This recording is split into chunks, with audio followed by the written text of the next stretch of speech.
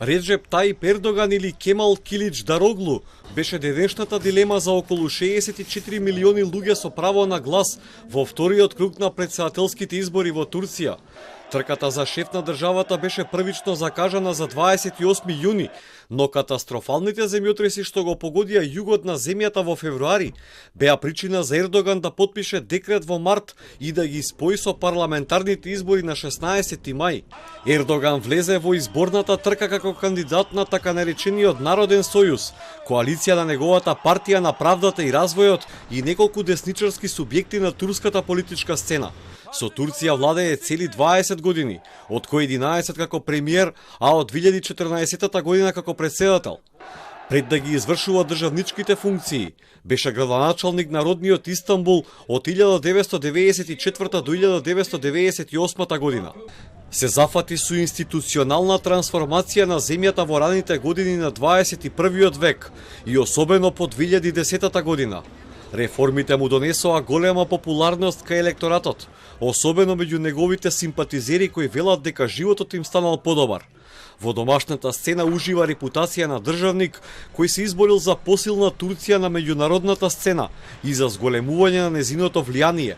2 milyon 600 bin civarında fark attık.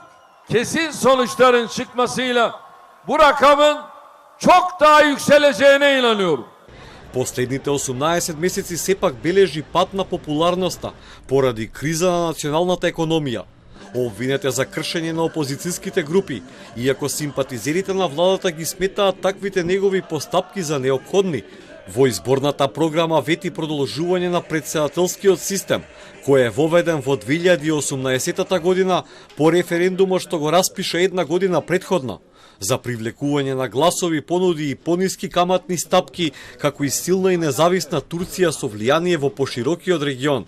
Неговиот овојпат единствен ривал е Кемал Киличдароглу, кандидат на 6 опозицијски партии обединети во така наречената Национална алијанса. Се опишува како демократ, во јавноста е познат по антикорупцијската реторика, но мета е на критичарите кои му забележуваат дека е приблизок со Западот. Buradayım ve buradayım. Siz de buradasınız.